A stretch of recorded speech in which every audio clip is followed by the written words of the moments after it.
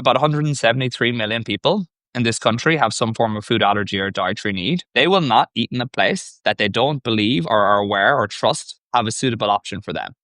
So if you don't publish this information in a way that they can access it and understand it before they come or when they walk in and look at the menu, they're not going to come. You're going to lose that customer. And if you lose that customer, you typically don't just lose that customer. You lose their family, their friends, their coworkers. And so that's a huge revenue loss. The What's Good podcast. Are you ready? Your number one source to all the keys in the industry. With Brianna Jovahn. It's the What's Good podcast. What's good?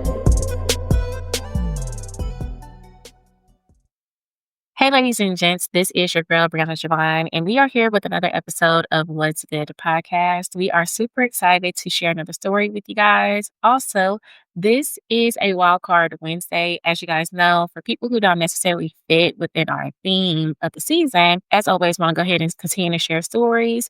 And this one, we have an amazing guest with us. His name is Dylan. How are you today? I'm great, Brianna. Thanks for having me on. Absolutely. And so we're going to talk about all things food. And for people who have dietary restrictions, me doing my research is bigger than what I thought, right? So we are going to tap into that. And we usually start off with who is the guest. So for you, who is Dylan McDonnell? Sure. Well, why don't I give a quick background? So I'm a bit of a confusing one. You probably hear an accent. I was actually born in Philly originally, but grew up in Ireland. So I consider myself mainly Irish. Corporate lawyer by trade, so I worked in big law for a while. That journey took me to Australia. I lived in Sydney for a number of years. And while I was there, started Foodini. And the reason for starting the company was diagnosed with celiac disease. So I'm sure many of your listeners will have themselves, if their family, their friends, their coworkers, a food allergy or some form of dietary requirement. And yeah, I was one of those people. And just over, 20 odd years, I became more and more frustrated with just how difficult it was to navigate dining out of home full stop. Like, why was there so little information? Why did I keep getting served the wrong food or getting sick when I ate in certain places? I just couldn't understand it. And then the more I dug in, and it sounds like you did the same research, the more I dug into like just how big of a market this is. Because, you think this is your own little problem and that no one else really has it. But, 33 million Americans with a diagnosed food allergy. 50 million Americans with a food intolerance over the top of that. 70 million Americans following some form of lifestyle diet like vegan, vegetarian, keto, paleo, low FODMAP, you name it. And so, I just couldn't wrap my head around why there was no real transparency into ingredients and allergens in food, and moved to the US about 2 years ago to kind of tackle the problem here. And it's been great. That's me. That is beautiful. But I hate to hear that was your own personal experience. But usually that's for businesses, a lot of times that's how they happen. And so for you in this situation within your journey, when did you realize that something has to change? Nothing is working. I'm still having issues and problems with these restaurants. I need to make a change. I'm going to do it myself. I think it was a build-up. I don't know if there was necessarily, I suppose I'm lucky, right, in one way, in that there's a lot of people who are anaphylactic. And like a trace of, peanut or something like that can literally be like a life and death for them. And I've heard thousands of stories at this point about people who've had those experiences. For me, when I get served the wrong food or eat the wrong thing, I'll be quite sick the next day, but it's not going to kill me.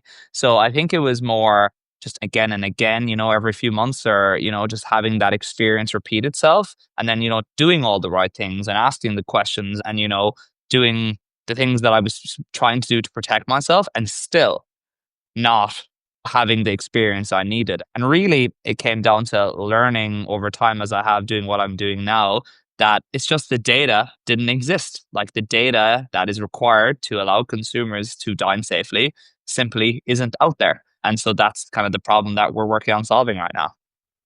Beautiful. And so when you say data, for people who don't know, right? What does that process look like for a restaurant to have that type of data? Is that because of the experiences, or is that a whole separate menu for people who have certain dietary restrictions? What does that data actually look like? Yeah. So essentially, the easiest way to kind of explain that is to explain how we work, right? And then it'll kind of make sense as to why it's so difficult then. Because I do want to say we have huge empathy for restaurants and for the food service industry in terms of most organizations want to, publish this information and make sure consumers have a safe experience. It's just really hard for them to do it. And it's because of the whole ecosystem and the supply chain. It's not a simple thing. And so to do what we do, there's kind of three main buckets. We need to take menu data from the point of sale system or their online ordering menu or whatever, which has the menu, modifiers, etc. Then we need to take recipe data, which typically, if it exists, sits within inventory management or recipe management systems, which is kind of what is every ingredient in every item. But then we also need to work with the manufacturers, the distributors to be like, okay, you said there's white bread in that item. What brand of white bread? Because there's 20 different brands and all of them have different ingredients and therefore different allergens. And so it's not enough to just say bread, cheese, blah, blah, blah. No, we need to actually know the exact spec of that product to be able to do what we do. And then we take all of that data, aggregate it, enrich it, and then we have accurate allergy information that we can then personalize to the consumer, which we can come to later. So the point is, there is no magic pot of data that restaurants can tap into to publish this to consumers. It takes, if they were doing it themselves, it takes a bit of work or a bit of time to actually get this right and accurate and keep it up to date. And so what we do is we actually just simplify that process. This is what we're experts in doing. We come in, we do it for you. And then we also have a personalized experience on the consumer side that is far superior to, a static PDF. Beautiful. Okay, so within these situations of a restaurant, right? The process would be for them to send you all of this information, like you mentioned, in those three buckets.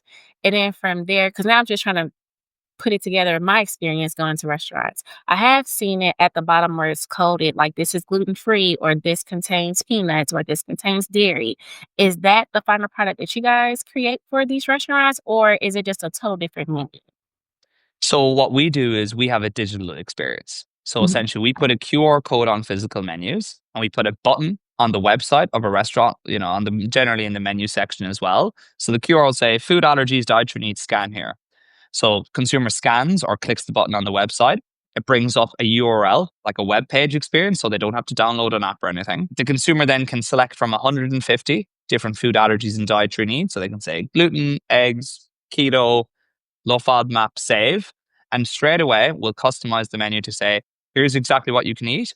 Here's exactly what you can eat with a modifier and what that modifier is. And here's what you can't eat and why, because it contains this ingredient and that ingredient. So it's a completely personalized menu instantly based on the dietary profile that you create.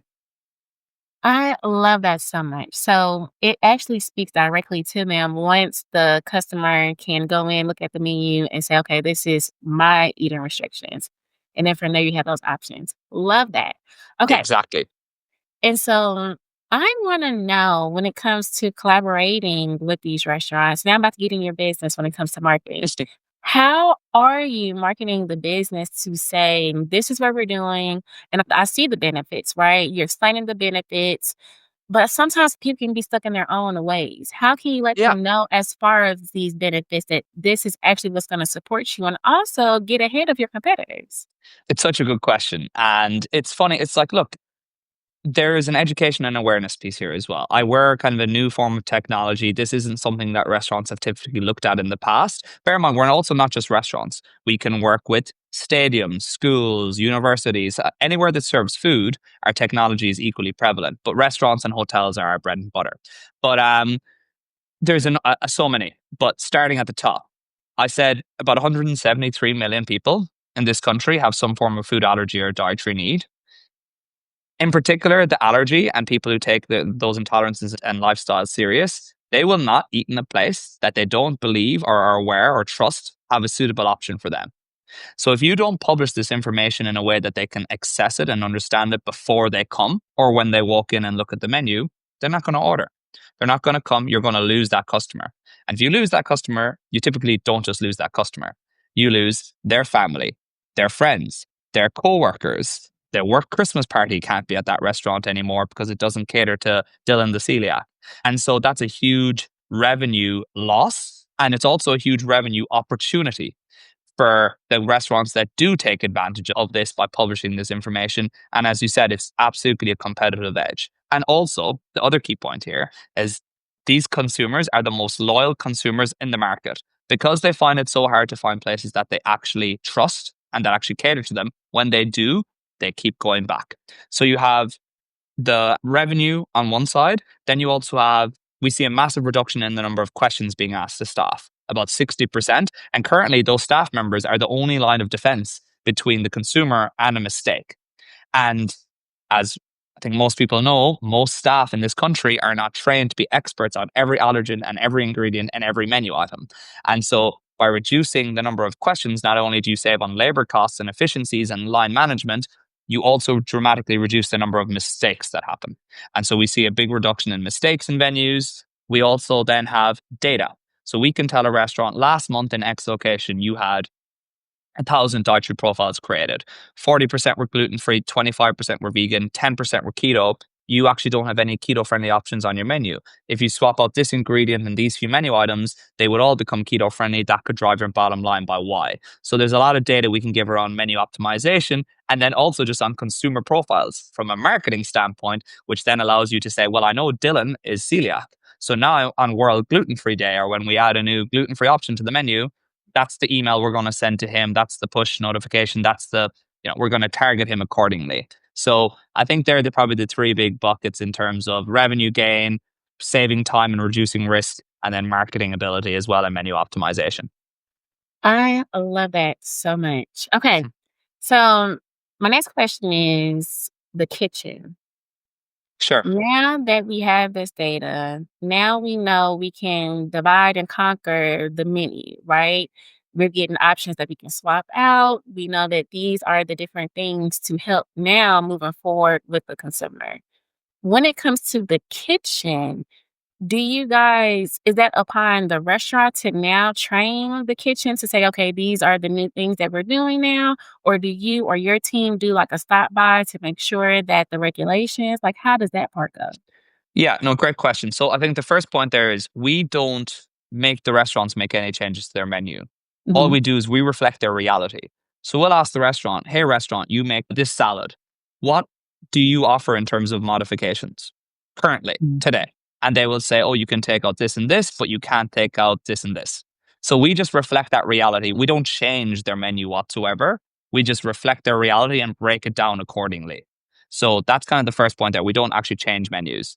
In terms of the training, we offer a training session as part of our onboarding, but we recommend to all restaurants in the country, whether they ever use Foodini or talk to us whatsoever, get your staff trained on food allergens. There are a lot of organizations out there that do it and that have certified programs. You Fair have a training program. Menu Trimful do a great training program. There's a number of companies out there that do this, and it's so essential because your staff still are that line of defense between, they need to understand that this is important and that they need to take it seriously. And so we tell every restaurant, number one, bare minimum, make sure you get your staff trained. Number two, bare minimum, make sure you document your food allergies and ingredients somewhere internally. Even if you, again, don't want to use Foodini, that's completely fine. I don't mind that whatsoever, but still recommend that you document this information so it lives somewhere in the house somewhere. And then number three, we then recommend that you obviously find a way to put this in front of consumers. And if you'd rather use the static PDF or do it yourself in-house, totally fair. Obviously, if you want a technical solution, that's where someone like us will come in. But yeah, you have to train your staff. It is, in my mind, the bare minimum. True. Totally understand that. Absolutely. Okay. So my next question is now that we are in LA, right? I lived in LA for about 6 months. It was an internship. And there's a difference between the food out there and the food out here in Dallas. I love my Dallas food, but there's a big difference. When it comes to scaling, what does that look like to do? Let's put, for an example, New York, let's say Baltimore. I recently went to Baltimore to do these other different places that also need to increase education. Now collaborate with Foodini, etc. Yeah, so I would have answered this question very differently a month ago than how I'm about to answer it now, and I'll tell you why. And it comes back to regulation. Up until 3 weeks ago, there was zero regulations in the United States of America, anywhere, regarding food allergies in restaurants. The only requirement broadly in the space was around nutrition if you have 20 plus locations in the US, you must tag your menus for calories and have that document. That's why if you go into Sweetgreen or Chipotle or McDonald's, you'll see the caloric intake on every menu item. 3 weeks ago, Gavin Newsom signed a bill called SB 68, which for the first time in the US mandates restaurant groups with 20 plus locations, if any, and if in this case, if any one of them is in California, they're caught, to label their menus, physical and digital, for the major 9 food allergens. And so, for the most part, in terms of who this captures, it captures pretty much every national enterprise brand and mid-market brand, unless they just not happen to not have a location in California, which is some, but the majority do have a location in California, given it's one of the biggest markets in the world. Therefore, so what that means, and the effective date is 1 July 2026, so it's only 7 months away as well. So it's actually a very tight window of implementation. So what that means now is all these groups have no choice now but to both document this information and to publish it on their menus in front of consumers. And so we've been talking to a lot of these groups, obviously, even before this, but now as part of this. And obviously, they now have to do it for all of their California locations. But most of them are also saying that because they're going to the effort of putting this in front of Californian consumers, it's the same information for the most part in all of their other locations around the country, right? And the thing with most chains, they want a consistent experience everywhere. So I highly expect that in New York and Dallas and Houston and New Orleans and everywhere else, these groups that have locations there as well are going to take the same approach and publish this allergen information in front of consumers. And so this is also the first bill to pass in this space. There's a bill in New York going through the process at the moment, which actually covers all locations as it stands, not just 20 plus. The senator in California has already committed to go back and get it to cover all locations, not just 20 plus. And there's bills starting in other states to do the same thing as well. So where I'm going with this is, we believe that in the next few years, this is actually going to become a requirement across the board for all restaurants in the country. And so your question was around, the differences in different states. And I think expansion. And so for us, our focus now, honestly, is largely on these brands that are obviously captured because they have to do something. And so we're nicely placed, obviously, to work with them. But we get inbound every day from restaurants all over the country who, mom and pop shops to hotels to bigger groups who, again, they've known and they've wanted to do this for a long time in terms of they know allergies are important. Maybe their kid or their wife or their neighbor has one and they know how hard it is. They wanted to be able to put this information in front of the consumer, but it's hard. And they were like, oh, I just don't have the bandwidth. It's going to take me ages to do it. And I'm going to have to, how am I going to keep it up to date and blah, blah, blah. And that's, I think, our main message to these groups is that this is all we do. We specialize in doing this quickly, efficiently, accurately, and we're very cheap as well. So this is not something that is in any way going to scare any operator in the country who wants to publish this information. So this is coming anyway. And we're saying to these restaurant groups, get ahead of the curve, take advantage of the fact that you're one of the first to move, tell your customer, it allows you to tell your consumer base that as part of our ongoing commitment to cater to all members of the community, we've created this dietitian-approved personalized menu to enable a safe and inclusive experience for all of our patrons. That by itself is marketing gold. So, get ahead of the curve and, jump before you're pushed. I love that so much because pretty much you are ahead. Like, as far as your business is already ahead of these new bills that's now being incorporated. And so for me, when I think about that, I think about innovation, because a lot of times people try to figure out, ooh, I need to create this business. Ooh, I need to create that business. And is it innovative? What type of solution are you going to resolve? Are these the type of questions initially you thought about when it came to creating your business? Or were some of these things where it just grew with you as you were creating the business and going through your journey? Yeah, I think, it pivoted over time. 100%. Like, we've learned so much, because you start to start, right? You start by talking to thousands of consumers about their allergies and their problems and their lifestyle diets. And, we started, I think, day one with the major 9 and vegan and vegetarian. Then every day we got a new email saying, I have a strawberry allergy, I have a kiwi allergy, I'm allergic to ginger, I'll follow a low FODMAP diet, blah, blah, blah. So you kind of got this onslaught of consumer feedback in terms of what they wanted to see.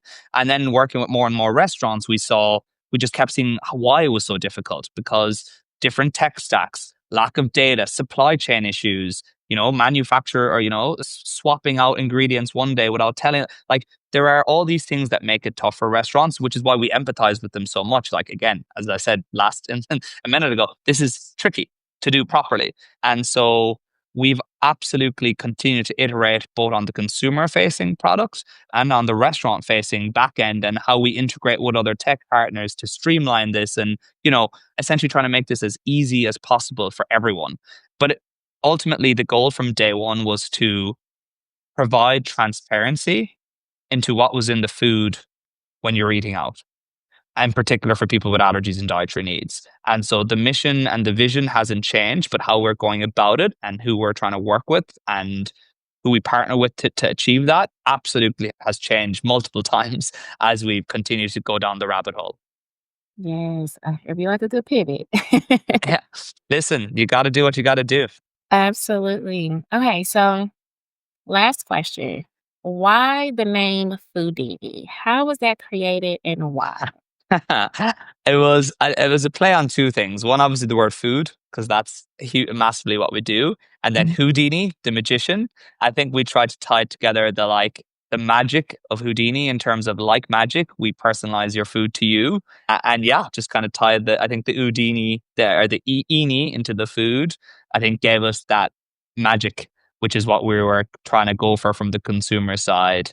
And yeah, I think the feedback we get on the name and the brand is overwhelmingly positive, and I think most people remember it, which is great. And yeah, no, we love our name and our brand. Thankfully, we landed on a good one.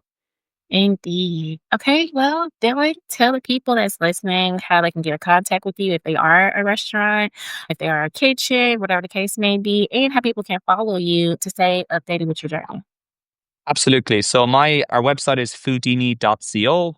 My email address is Dylan, Dylan, at getfoodini, GETFOODINI.com. Feel free to reach out to me anytime. LinkedIn is also a pretty good place to get me. Dylan McDonnell, you should be able to find me pretty easily. The last thing I'll say as well to any consumer or guest out there who has, or their family member has, a food allergy, we do have a discovery app in beta as well on the app stores. Feel free to download it and check out the experience and kind of how we how we position menus and how they actually look within our ecosystem. It is in beta in LA at the moment, so if you're in Dallas, I apologize, you're probably not going to see any location, so I don't want to give that expectation, but we love to hear feedback from the community around how what they like, anything they think we should improve on.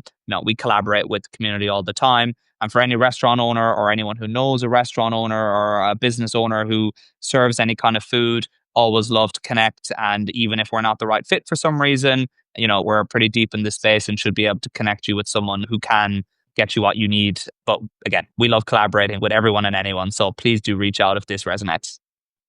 Right. In the app, I didn't even ask this. Is there a way to say my favorite restaurant? I think that this should be a collaboration. Can people recommend restaurants for you to reach out to? They will be able to soon. It's a great question. It's one we've looked at for a while. Honestly, our main focus has been making sure that data is accurate and personalized. Like, that's constantly our number one is data has to be correct. And so that is making sure the experience speaks to that has been the priority ahead of the kind of, call it, referrals and recommendations on the community side. But absolutely, Brian, we're going to have the ability for consumers to recommend restaurants, review restaurants, share restaurants with their friends, collaborate dietary profiles, group searches, find the best suitable option for you and your friend group, all who have different dietary profiles. This is all stuff we've tested and we will be rolling out in due course. But yeah, for now, it's a great experience, I think, but we haven't added all the bells and whistles as yet. I love it. All right. So just want to put it in your court. If there's anything you feel like I've missed today, anything you want to leave with the people that's listening or watching, if you have anything, let us know.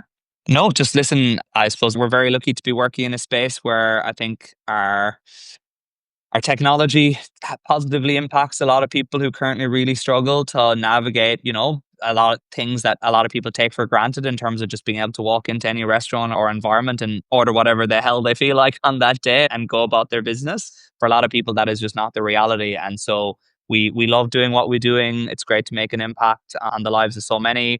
And ultimately, we also really enjoy driving business and making things a lot more streamlined and easier on the restaurant side as well. So yeah, all I'll say is if anyone resonates with any side of the mission or what we're working on, love to talk to people at any point in time, reach out. And yeah, looking forward to coming to a restaurant near you shortly. Absolutely. Well, I want to thank you so much. Go ahead, Dylan. Did you No, have anything and else? I was just going to say thank you very much for having me on as well. I really appreciate you and your time. Thank you. I'm Mm. so excited for you to share. This was actually our first experience hearing about a business like yours. So I think this is marvelous. So thank you for sharing your story. And for everyone that's listening, thank you so much. If you're watching as well, thank you so much. And if you're listening to this morning, noon, evening, or night, thank you so much for being a part of the What's Good community. And we'll see you guys next time. Thanks for joining us for another episode of What's Good podcast with your girl, Brianna Jovahn. If you found today's discussion inspiring, don't forget to hit the subscribe button on your preferred podcast platform. Explore additional resources on our website at whatsgood-productions.com and find our social media links listed in the show notes. Stay tuned for more captivating stories ahead. Until next time, stay blessed and keep uplifting your community.